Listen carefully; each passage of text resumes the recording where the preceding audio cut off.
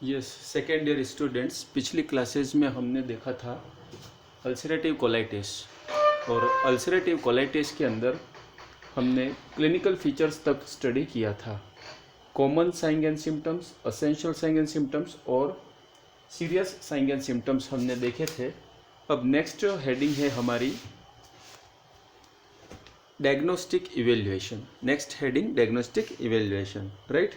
Suppose कोई patient है ulcerative colitis का और अपनी अल्सरेटिव कोलाइटिस रिलेटेड प्रॉब्लम्स को लेके आता है, तो how we can diagnose the person, हम कैसे आइडेंटिफाई कर पाएंगे कि उन्हें अल्सरेटिव कोलाइटिस है। तो यहाँ पर सबसे पहले हम ये देखते हैं कि फिजिकल एग्जामिनेशन और मेडिकल हिस्ट्री तो हमारे फर्स्ट सेकंड पॉइंट रहेंगे। Physical examination, right, physical examination and medical history. Physical examination and medical history, ये हमारे फर्स्ट पॉइंट रहेंगे।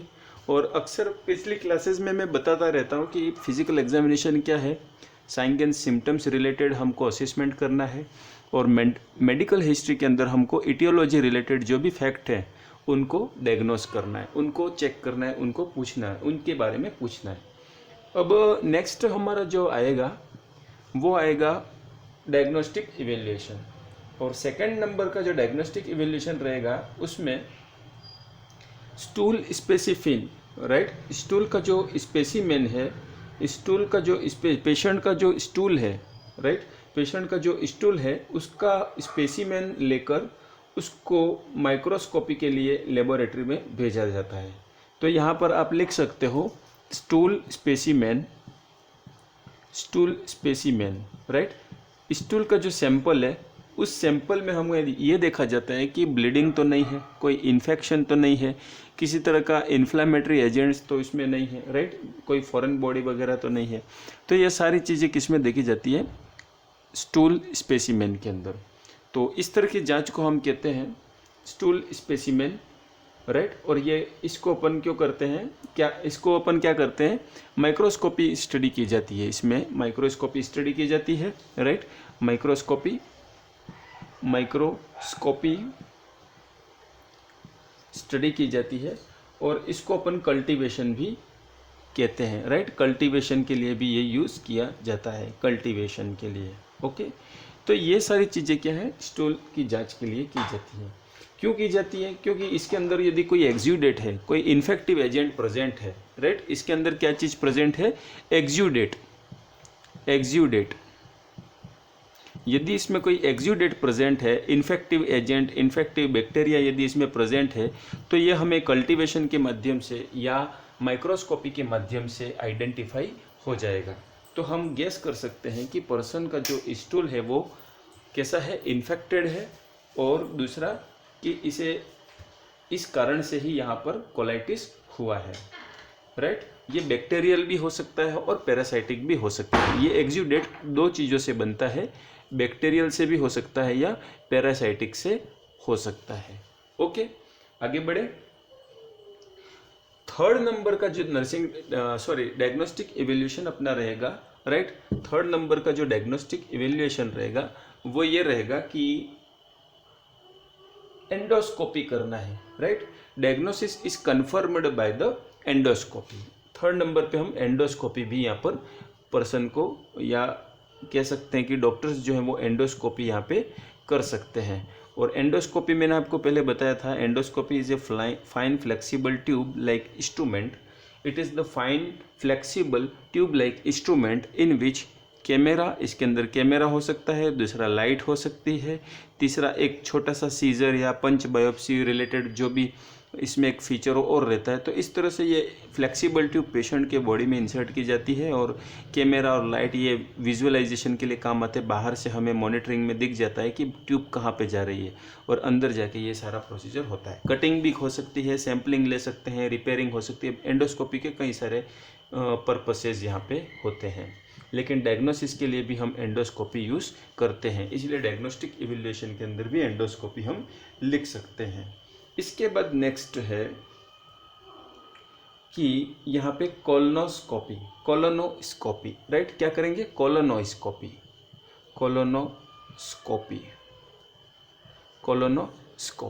राइट।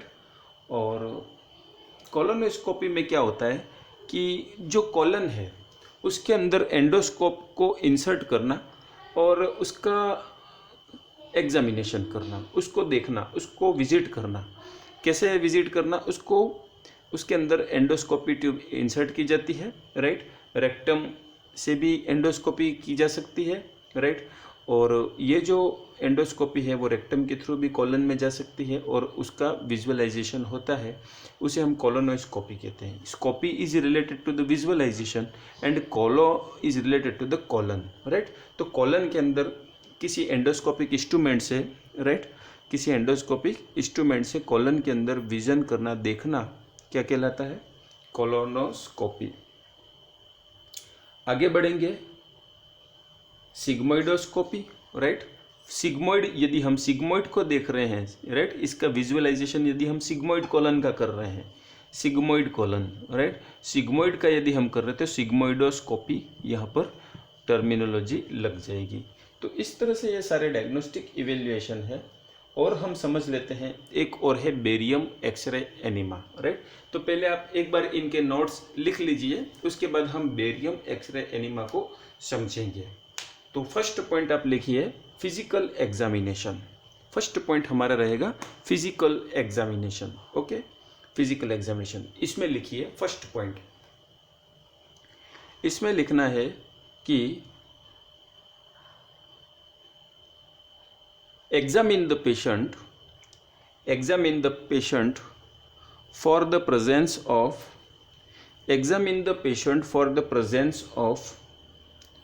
bloody stool, ब्लड वाला स्टूल, ठीक है, स्टूल विथ ब्लड भी कर सकते हो आप।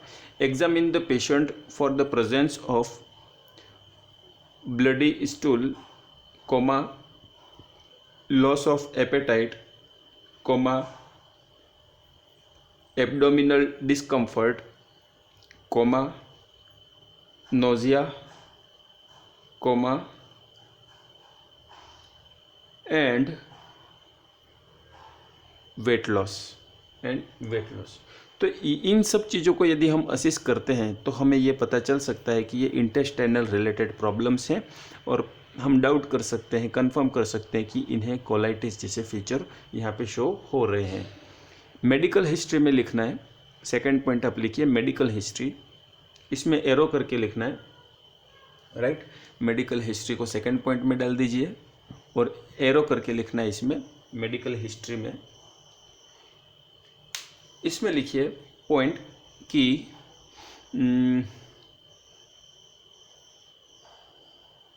Ask the patient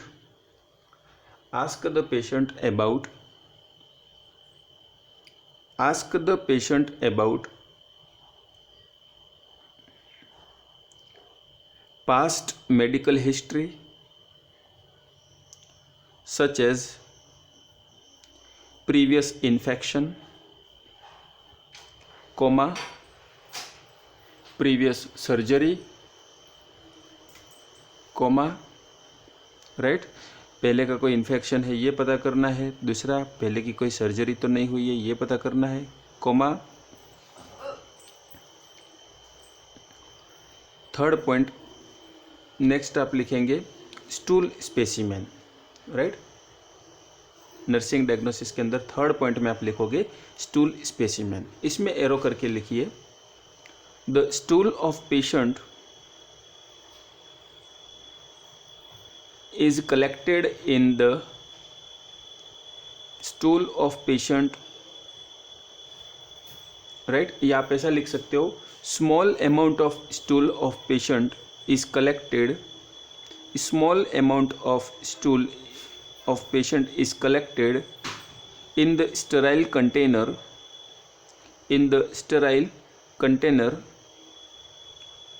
and sent to the laboratory for cultivation and microscopy,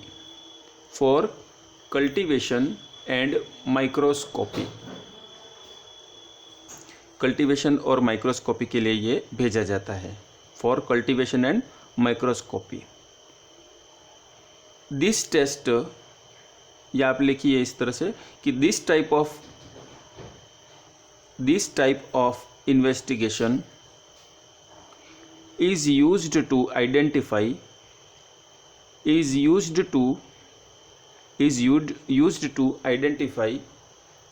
the presence of infection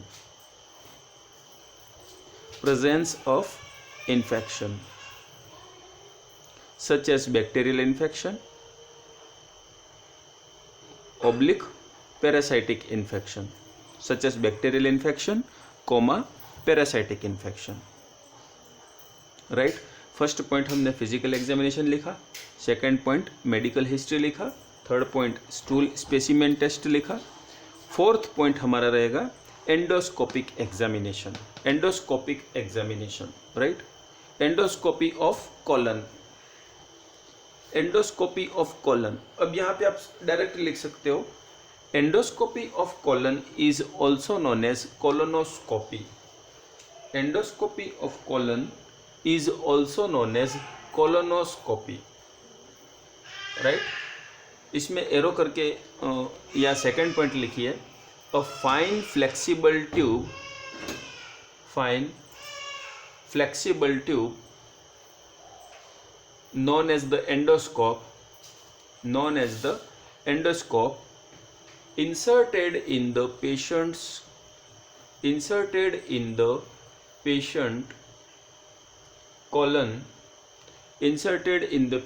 colon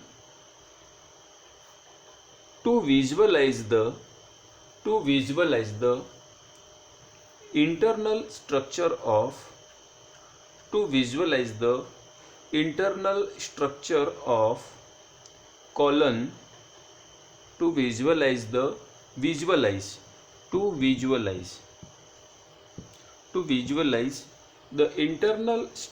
of colon and its abnormalities, right. तो ये सब क्या हो गया, कोलोनोस्कोपी का डिस्क्रिप्शन हो गया। आगे बढ़ेंगे सिग्मोइडोस्कोपी, राइट, नेक्स्ट पॉइंट अपना रहेगा सिग्मोइडोस्कोपी, ठीक है। इन दिस प्रोसीजर, सिग्मोइडोस्कोपी में लिखना है, in this procedure is same like endoscopy,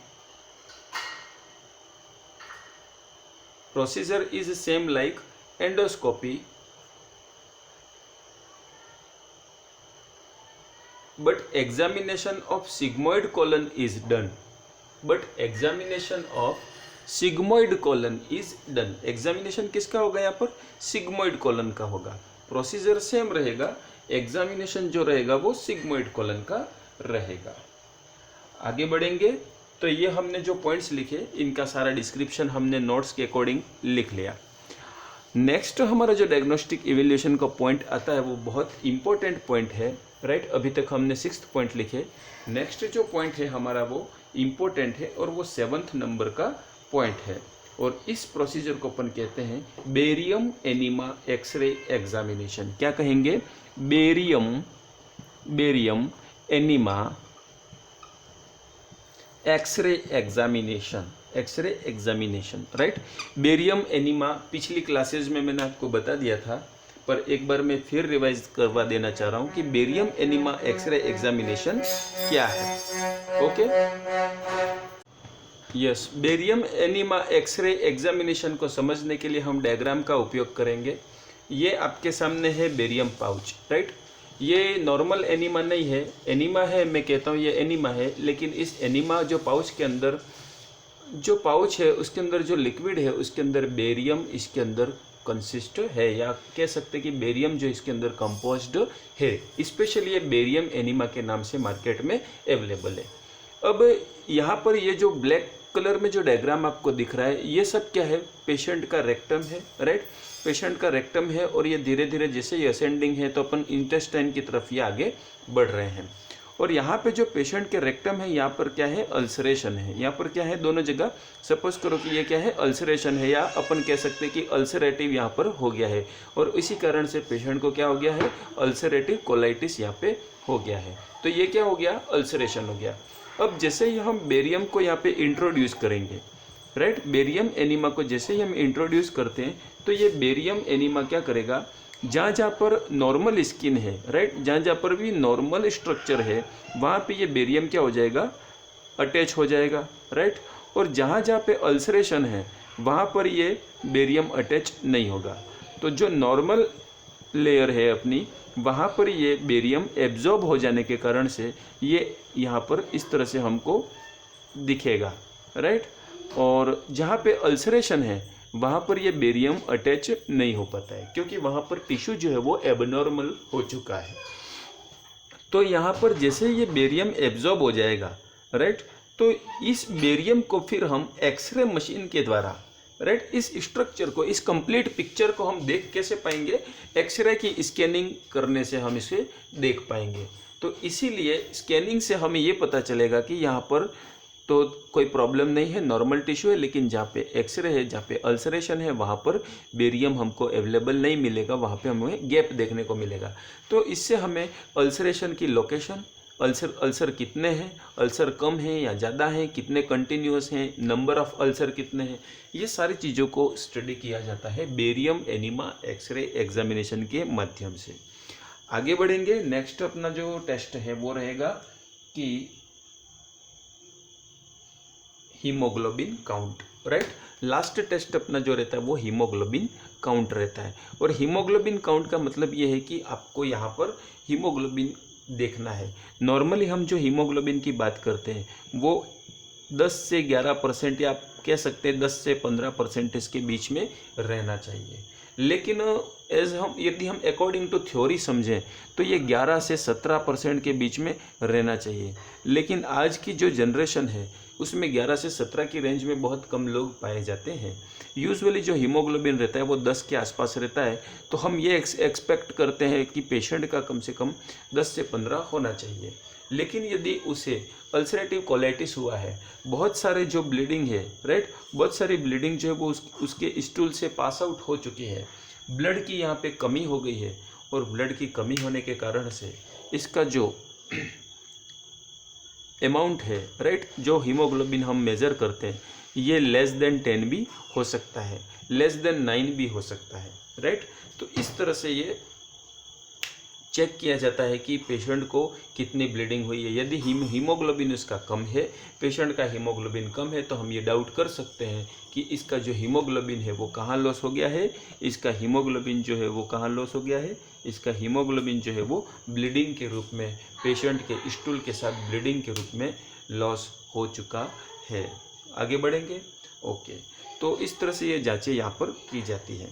लेकिन ये 8 पॉइंट्स जो है वो आपके बुक के अकॉर्डिंग है, राइट। 8 पॉइंट्स जो है वो बुक के अकॉर्डिंग है। 7th जो मैंने पॉइंट लिखवाया था उसके लिए आप यदि नोट्स लिखना चाहो तो लिख लेना, बाकी इसके अंदर नोट्स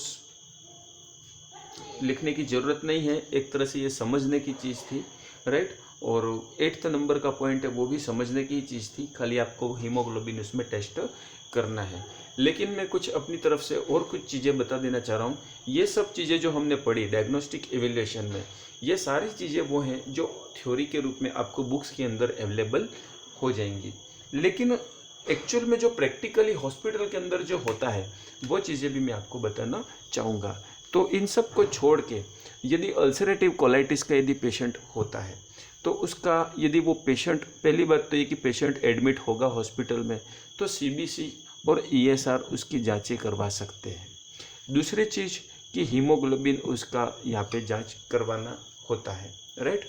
और यदि डॉक्टर्स इन्फेक्शन पे डाउट करता है तो यहाँ पर TLC भी काउंट किया जा सकता है, टोटल ल्यूकोसाइट काउंट यहाँ पे किया जा सकता है। इसके बाद यदि एब्डोमिनल में और कोई प्रॉब्लम आती है या कॉम्प्लिकेशन बढ़ते हुए नज़र आते हैं तो यहाँ पर एब्डोमिनल USG भी की जा सकती है। क्या की जा सकती है? एब्डोमिनल USG भी यहाँ पर की जा सकती है। तो डिपेंड करता है पेशेंट की बॉडी पर, पेशेंट के रिपोर्ट्स पर और पेशेंट के डिजीज़ प्रोग्रेशन पर डिपेंड करता है कि हमें क्या जांचें पहले करनी है, किन जांचों की ज़रूरत है, किन जांचों की ज़रूरत नहीं है, राइट। तो एक तरह से ये प्रैक्टिकल पॉइंट था। इसके बाद हम आगे बढ़ेंगे management of ulcerative colitis, right? Next our heading is management of ulcerative colitis. How we can manage the patient suffering from the ulcerative colitis? So now management of ulcerative colitis. So first point, पहली बात तो ये कि यदि patient हमारे सामने ulcerative colitis के नाम से आता है या उनकी कंप्लेन को लेकर आता है, तो हम ये देखते हैं कि पेशेंट को सबसे जो ज़्यादा कंप्लेन रहती है वो एब्डोमिनल डिस्कम्फर्ट की रहती है और जीआई अपसेट की रहती है। GI upset means gastrointestinal functions जो हैं वो डिस्टर्ब हो चुके होते हैं और माल नरिश्ड पेशेंट हमें यहाँ देखने को मिलता है। और इरिटेटिव कॉलन या लोअर एब्डोमन पेन के नाम से भी ये पेशेंट हमें देखने को मिल सकता है। तो यहाँ पर यदि हम पेन की बात करें तो पेन के मैनेजमेंट के लिए यूजुअली मैं आपको बताना चाहूँगा कि पेन के मैनेजमेंट के लिए हम एनाल्जेसिक्स यहाँ पर देते हैं। एनाल्जेसिक्स पेशेंट को दे सकते हैं, राइट? जैसे कि डाइक्लोफेनेक हो गया, डायनापार हो गया, ठीक है। इस तरह से जो टैबलेट्स हैं, राइट, और ये पेन रिलेटेड चीज़ों को देने के लिए काम आता है। लेकिन यदि उसके अंदर एनाल्जेसिक्स में एक चीज़ और आती है, एस्पिरिन, राइट? एस्पिरिन नाम की एक टैबलेट और आती है एनाल्जेसिक्स में। ये यहाँ पर कॉन्ट्राइंडिकेटेड हो सकती है। क्यों कॉन्ट्राइंडिकेटेड हो सकती है?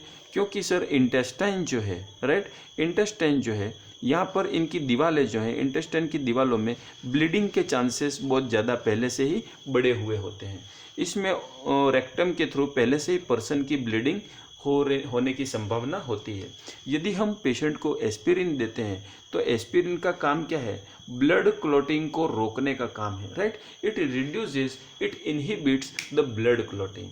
और क्योंकि यहाँ पे एस्पिरिन ब्लड को पतला करने का काम करती है, ब्लड से ब्लीडिंग को बढ़ाने का काम करती है, कोएगुलेशन को कंट्रोल करने का काम करती है, इसलिए ऐसे पेशेंट्स जिनको ब्लीडिंग रिलेटेड प्रॉब्लम है या वुंड रिलेटेड प्रॉब्लम है, जिनके ओपन वुंड रिलेटेड प्रॉब्लम है, उन सभी पर्सन्स को हम एस्पिरिन की टैबलेट या एस्पिरिन मेडिसिन उनको हम नहीं देते हैं, राइट? सैलिसाइलेट नहीं दे सकते हैं। तो यहाँ पर आपको एस्पिरिन जैसी चीज़ों को पूछ कर देना है।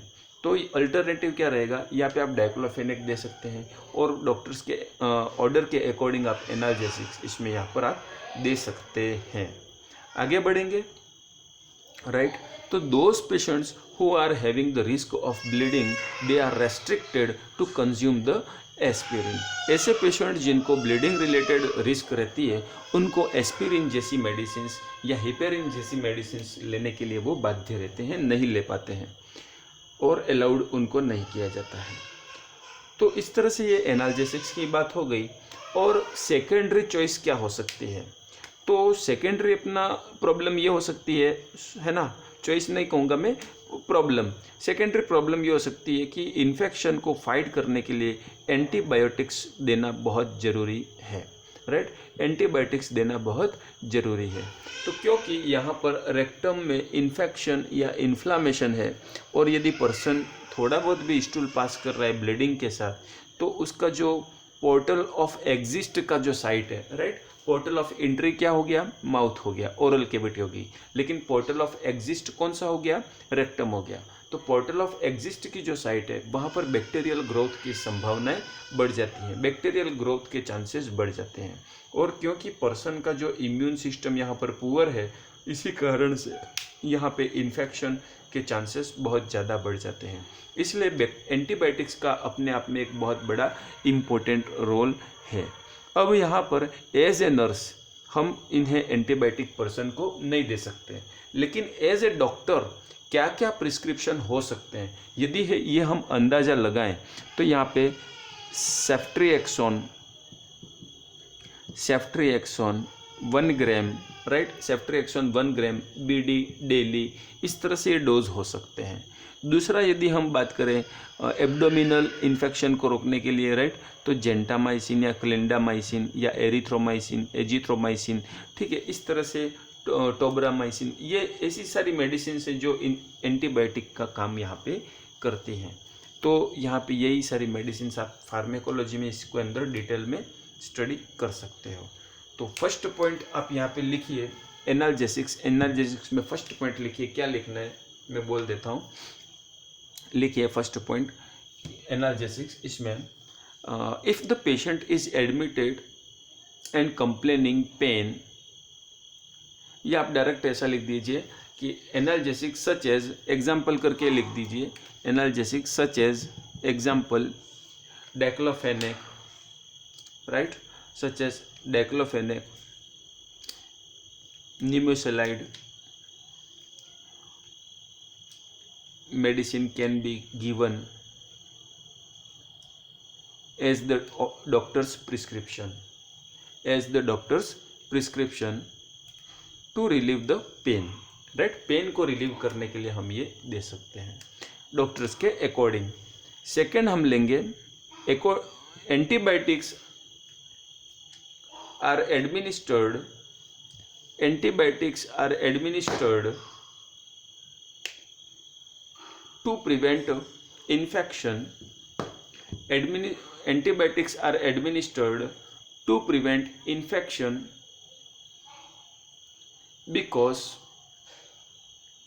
in the case of ulcerative colitis, because in the case of ulcerative colitis, because in the case of ulcerative colitis there is more risk of infection, there is more risk of infection. The type of antibiotic and the dose of antibiotic, the types of antibiotic and the dose of antibiotic depends on the response of patient body, depends on the response of patient body, type of the infection,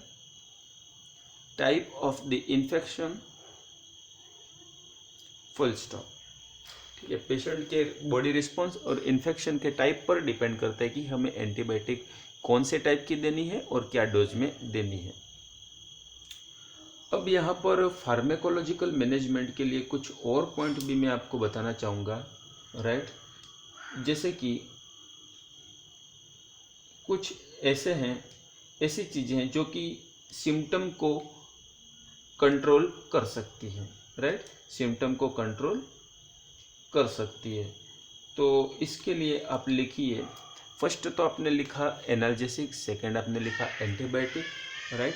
third type में जो medicine आती है वो ऐसी आ सकती है जो कि टू कंट्रोल द सिम्टम, या आप इसमें ऐसा लिख दो कि इम्यूनोमॉड्यूलेटर, राइट, इम्यूनोमॉड्यूलेटर।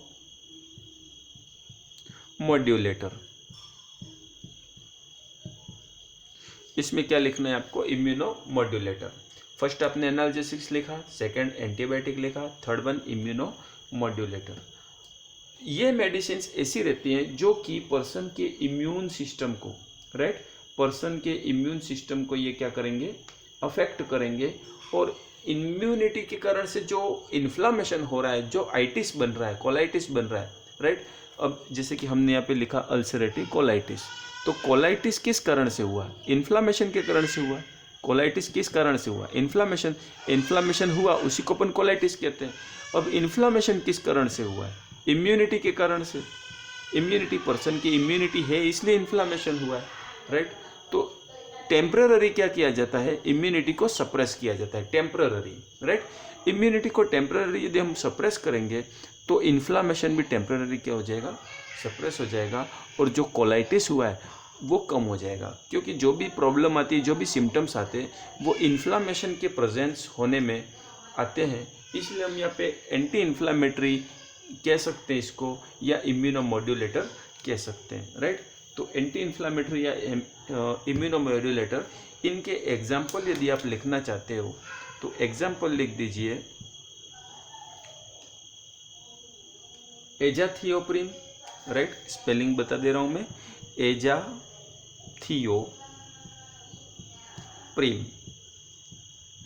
एजाथियोप्रिम, एजाथियोप्रिम। राइट। दूसरा एग्जाम्पल मैं आपको बताना चाहूँगा वो है 6 मेराकेप्टोप्यूरिन। 6 मेराकेप्टोप्यूरिन। पहला इम्यूनोमॉड्यूलेटर मैंने आपको बताया था एजाथियोप्रिन और दूसरा इम्यूनोमॉड्यूलेटर है 6 मेराकेप्टोप्यूरिन, राइट। और इस टाइप के जो एजेंट्स रहते हैं ये आपकी बॉडी के अंदर, इस टाइप के जो एजेंट्स रहते हैं ये आपकी बॉडी के अंदर क्या करते हैं, इम्यून सिस्टम को क्या करेंगे, अफेक्ट करेंगे और इन्फ्लामेटरी रिएक्शन को सप्रेस करेंगे, कम करेंगे। और इसी कारण से पेशेंट में इन्फ्लामेशन कम होता है और इन्फ्लामेशन के कम होने से इन्फ्लामेशन रिलेटेड जो सिम्टम्स आते हैं वो भी कम होते हैं और इन्फ्लामेटरी रिलेटेड जो सिम्टम्स हैं इनके कम होने से पेशेंट को रिलीफ मिलता है। तो ये मेडिसिन जो है वो पेशेंट के रिलीफ के लिए और सिम्टम को कंट्रोल करने के लिए दिए जाते हैं, राइट। लेकिन ये परमानेंट मेडिसिन नहीं होती हैं। आगे बढ़ेंगे। परमानेंट मेडिसिन के लिए पेशेंट को सर्जरी करानी होती है या फिर कभी कभी कुछ केसेस में परमानेंट रिकवरी भी पॉसिबल नहीं हो पाती है। आगे बढ़ेंगे। Corticosteroids, right. ये भी चीज़ें ऐसी हैं जो इम्यूनोमॉड्यूलेटर जैसा ही फंक्शन करती हैं, लेकिन ये कॉर्टिकोस्टेरॉइड की कैटेगरी में आती हैं। Corticosteroid, right. और कॉर्टिकोस्टेरॉइड जो है इसके लिए एग्जाम्पल लिखिए प्रेडनिसोन, राइट। प्रेडनिसोन स्पेलिंग लिख देता हूँ मैं, प्रेडनिसोन, प्रेडनिसोन। सेकेंड एग्जाम्पल आप लिखिए हाइड्रोकोर्टिसोन, राइट। हाइड्रोकोर्टिसोन,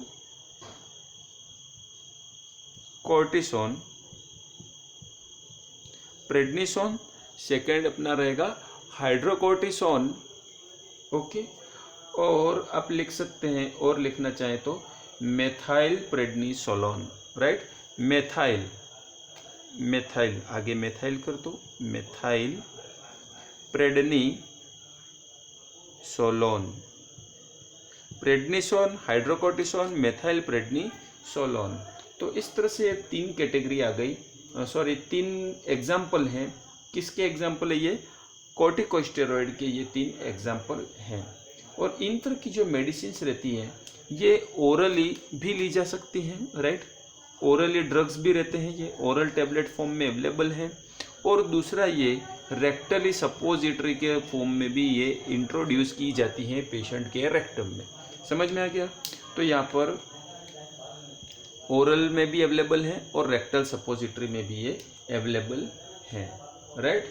अब नेक्स्ट क्लासेस में हम देखेंगे सर्जिकल मैनेजमेंट, या इसी क्लास में देख लेते हैं सर्जिकल मैनेजमेंट, राइट, ताकि ये अपना अल्सरेटिव कोलाइटिस कंप्लीट हो जाए।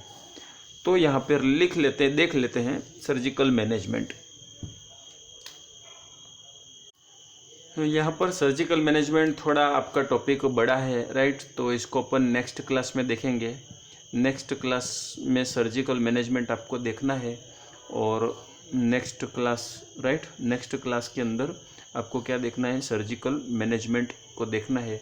और आज हमने क्या क्या देखा? आज हमने क्लिनिकल फीचर्स के बाद आज हमने स्टार्ट किया था डायग्नोस्टिक इवैल्यूएशन और मेडिकल मैनेजमेंट। तो इन चीज़ों को लिखना है, जो चीज़ें मैंने आपको बताई है वही चीज़ें आपको लिखना है। जहाँ मैं नोट्स लिखवाने की ज़रूरत है वहाँ नोट्स भी मैं आपको लिखवा रहा हूँ। बाकी जो चीज़ें आपको बोर्ड में जैसी दिखी हैं वैसी की वैसी ही लिखनी है अपने नोट्स में। और सर्जिकल मैनेजमेंट हम देखेंगे नेक्स्ट क्लास में। All the best. आपको यदि कोई डाउट हो तो ये डायरेक्ट मेरा कॉन्टैक्ट नंबर है, राइट, इस पे आप डायरेक्ट कॉल कर सकते हैं। मैं कभी भी मैसेज जो है वो देख नहीं पाता हूँ, राइट, इसीलिए आपको डायरेक्ट कॉल करना है और अपने डाउट्स को पूछना है।